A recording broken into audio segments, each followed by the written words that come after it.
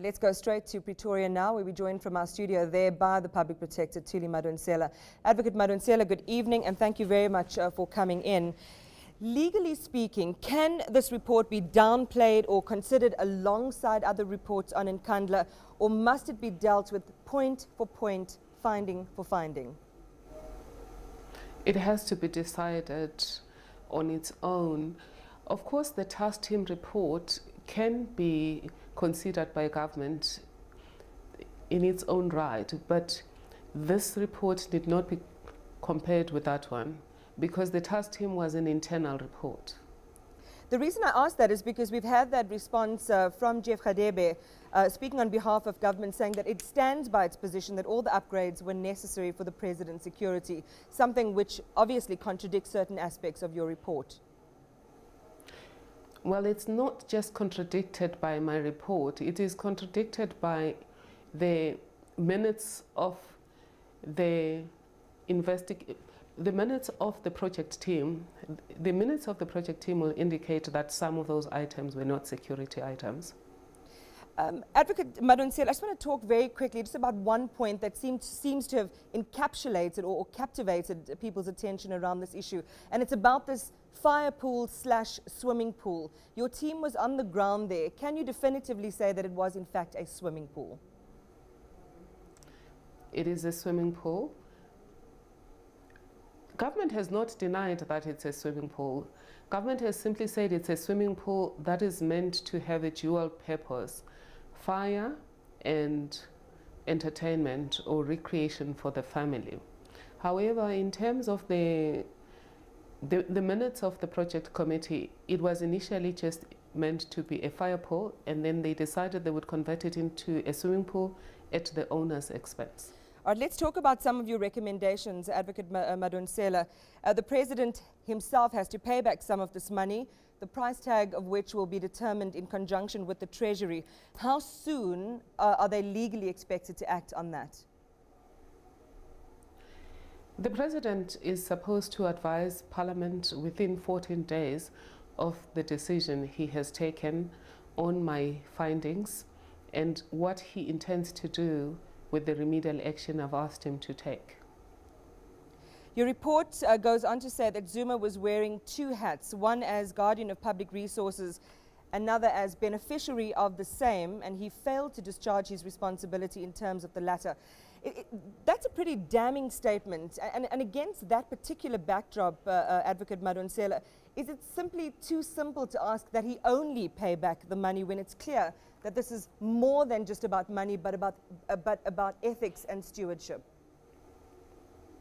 It is certainly about ethics and stewardship, but primarily because of that, then the ethical decisions are left to him. He has to reflect on what I've said and then make a decision as the head of the executive and the person who should be concerned about ethical conduct regarding what he intends to do with my findings and remedial action. It's on that point, Advocate Madonsela, that some constitutional law analysts and speakers have been concerned that perhaps this report in some ways will be minimized. In terms of that, because your report talks about the President should have ordered an immediate inquiry when it became known in 2009 how far these costs were being overrun. He should have asked those whose ideas some of these upgrades were but didn't. Is there scope beyond your report for this particular matter to be dealt with further?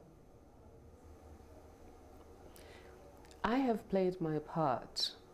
It is now up to several parties to play their part. I've given a copy to the President. I've given a copy to the Joint Ethics Committee in Parliament. They too will look at it and say, in terms of their overall understanding of ethical governance, what would they expect from the President? Even though Parliament has retired, members of Parliament remain members of Parliament until the elections. Therefore, members of that committee may still informally look at the report. Speaking of parliamentary processes, there was a call by the DA on the back of your report calling for the President to be impeached over this. What is your reaction to that? Of course, for me, I never asked that the president should be impeached. I have steered away from what should be done regarding conduct failure. I really leave it to the president, to the complainants, the Joint Committee on Ethics, and the people of South Africa regarding how to take the process forward. It's at this point, Advocate, that I think it's probably worth maybe zooming out of today's developments and just look at the broader context in which it manifested itself. Your office has been under considerable pressure for reports finding adversely against the IEC, for example, the Department of Agriculture and Fisheries, the former Communications Minister, Dina Pule. Are you worried that you personally, that your days as Public Protector are numbered? I'm not worried about my days. I am worried about my office though, because there have been attempts to delegitimize the office. It has an impact on my staff because they work hard as young lawyers and not so young lawyers. They work hard to help me with these investigations. When people attack the office, they are attacking the investigators that have applied their mind together with me on these investigations. Do you have any expectations or concerns, Advocate Madonsela, that this report will not be taken seriously in light of skepticism we've seen from the Defence Minister, from Lindiwe Sisulu, from the ANC's Gwede Mantashe, that it will be considered nothing more than a political report? Well, firstly, it's wrong to consider it as politics. I have indicated that I've played my part. If people have any concerns, they must engage me. I can sit down with them and show them evidence. In the report, we have tried as far as possible to include the evidence. Where the president said something, where somebody said at the minutes, the president had said something or was expected to say something, we have included it in the report. So we've made it easy for people to evaluate this report on its merits. There's no point really in politicizing it. What for you at your office, Advocate Madonsela, has been the hardest part in putting this investigation together? The unwarranted attacks were hard. The report itself involved a lot of work. If we had been a commission of inquiry, we would have been given enormous resources to do the same work. In my case, I was expected to do everything on my own.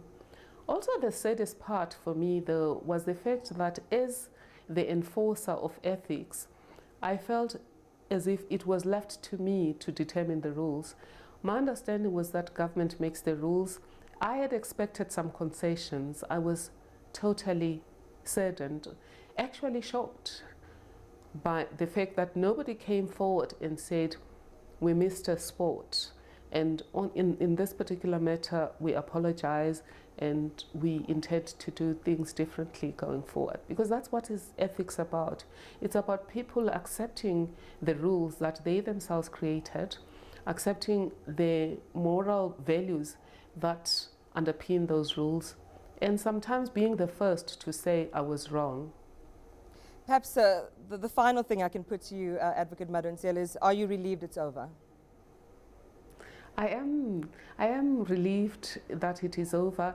However, there's many other reports that we have to ensure that they are out before the 31st of March, and many of them are not seen as glamorous, but the persons affected by them want them as of yesterday. All right, we'll let you go. It's been a hard day for you. Thank you so much for your time, for accommodating us. Appreciate that. Public Protector Thuli Madonsela joining us there from Pretoria. As you know, she delivered her report on Nkandla, 3.5-hour report a little earlier in the day. Know more about your world. eNCA.com.